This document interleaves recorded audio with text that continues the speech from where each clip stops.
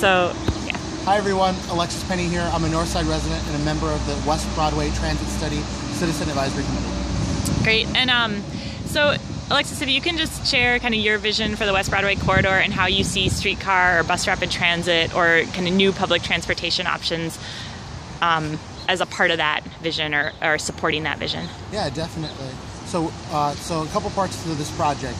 The transportation piece is crucially important. West Broadway services a number of people, not only in terms of like commuters that are trying to get to work every day, but people that are simply trying to access basic needs that are not taking place in the morning between 7 and 9, and in the afternoon between 3 and 6:30 p.m. The bus routes that the services are like the 14 and a number of other buses that get combined on it. I tend to find myself on my bike because the 14 is not as frequent, for example, as like the 19 or the 22 or the 5.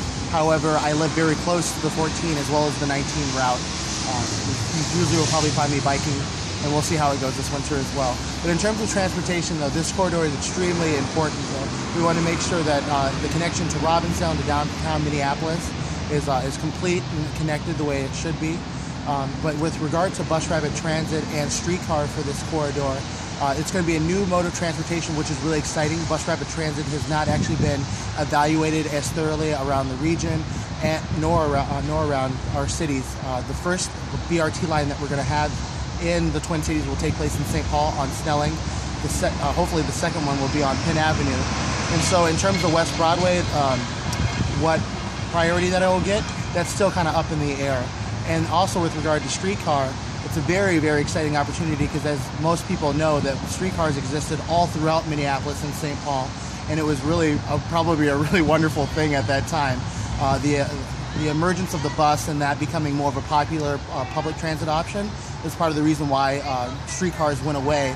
A lot of the tracks that were built still remain underneath the ground as we speak, whether that's Lake Street or places like West Broadway or even Plymouth, just all throughout North Minneapolis. And we have such a rich history here.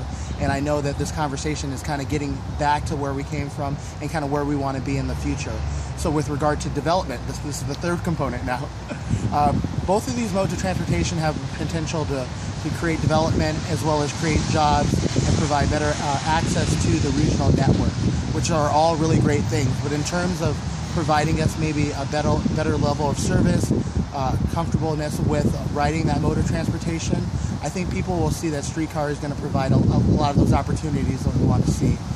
Bus rapid transit is actually going to be something that we are going to see in North Minneapolis regardless of what option is selected for West Broadway.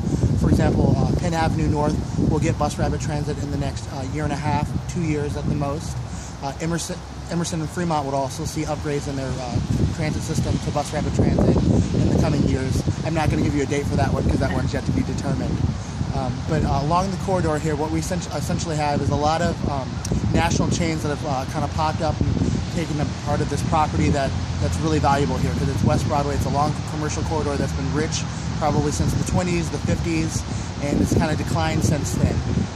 More recently, we had a fire that took place in a building probably behind me. I'm not sure if you can see it, but it's a building that was owned by Neighbors Organizing for Change, which is a local nonprofit that works with residents to empower them to work on issues from minimum wage to transportation issues to a whole host of things. The reason why I'm bringing this up, though, is because we have a really good opportunity here to create something brand new, something that's not been envisioned before, something that you could probably see in other parts of the city, but not necessarily here in North Minneapolis, which makes it all the better. I'll give you a really quick example, and I know I feel like I'm badgering you. So, for example, in northeast Minneapolis, once you cross the Laurie Avenue Bridge, which connects the east and the west sides of the river, north and northeast Minneapolis, you get to this really beautiful destination location, or this place called Betty Dangers. Across from that will be a new development that's happening because right now currently sits a liquor store.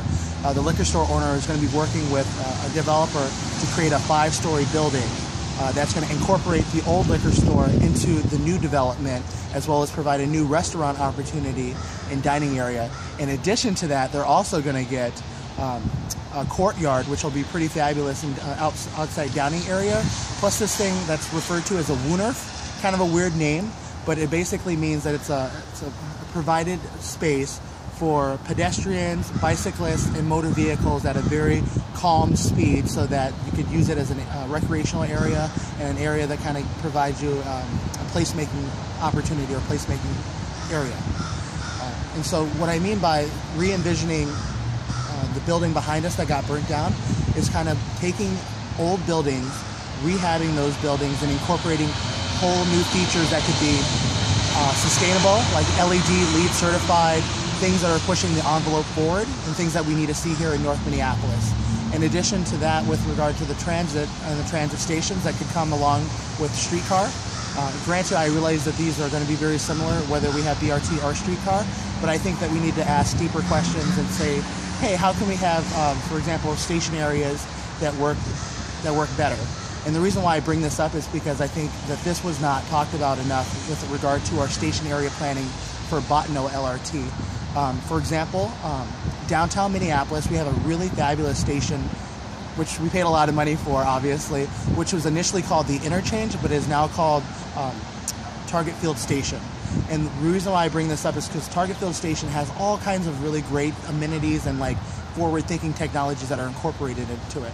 Specifically, what they have is a system that heats up the bottom of the station area that then takes the snow, melts it down into water, takes that water, turns that water into steam, granted because there's a garbage burning facility next to it, so they have the capability of doing it.